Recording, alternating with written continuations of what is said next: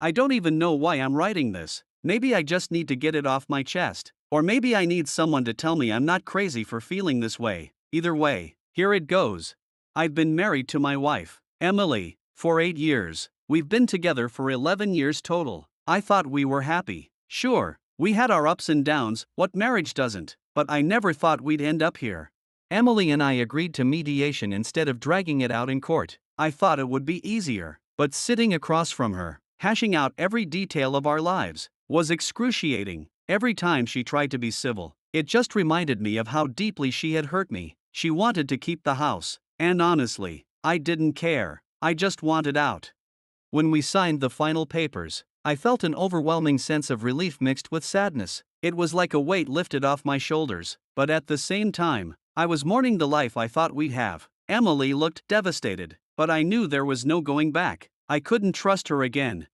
The aftermath of healing. The first few weeks after the divorce were the hardest. There were nights I couldn't sleep, mornings I couldn't get out of bed, and moments when I felt completely lost. I missed her, or at least the version of her I thought I knew. I missed having someone to share my life with, even if that person had betrayed me.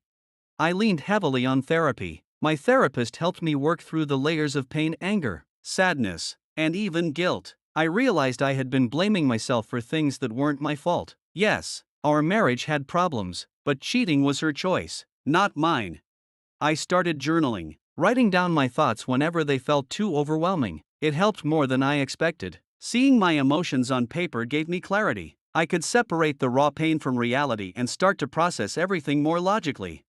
The unexpected turn. About 2 months after the divorce was finalized, I ran into Ryan. Yes, that Ryan, the guy my ex-wife cheated with. I was at a local coffee shop, minding my own business, when I saw him in line. He looked as uncomfortable as I felt. For a moment, I considered ignoring him, but something inside me snapped. I walked right up to him and said, "Hey, Ryan, you know who I am, right?" His face turned pale. "Yeah, I do. Look, man, I'm sorry. I didn't mean for any of this to happen." I laughed bitterly. "Didn't mean for it to happen? You had an affair with my wife. How do you accidentally do that?" Emily was my best friend. We met during our last year of college, and it felt like fate. She had this infectious energy, always lighting up the room with her smile. We connected instantly and were inseparable from the moment we met. She was the person I trusted most in the world, the one I believed would always have my back. But that trust was shattered about a month ago, and I'm still reeling from it.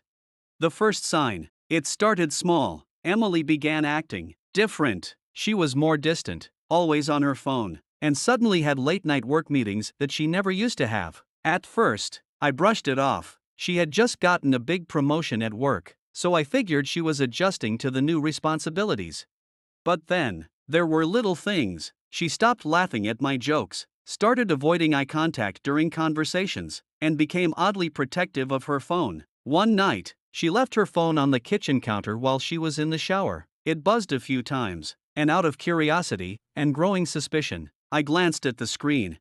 A text from someone named Ryan popped up. "I can't stop thinking about last night. When can I see you again?"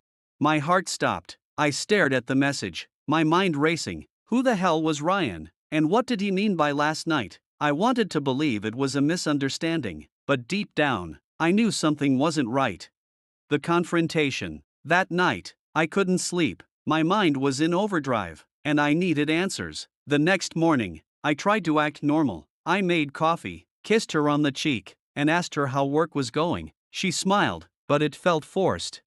After she left for work, I made a decision I never thought I would. I checked our phone bill. Sure enough, there were hundreds of texts and calls between her and this Ryan. They started about 6 months ago, and the frequency had only increased over time. When she came home that evening, I was waiting for her. My heart was pounding, but I knew I had to confront her. "Emily, who's Ryan?" I asked, my voice steady but cold. Her face went pale. She opened her mouth but said nothing for a few seconds. He's just a friend from work." "A friend? Then why is he texting you things like 'I can't stop thinking about last night'?" I held up her phone with the incriminating message still on the screen. She froze, her eyes filled with tears, and that's when I knew. There was no more denying it. She was caught.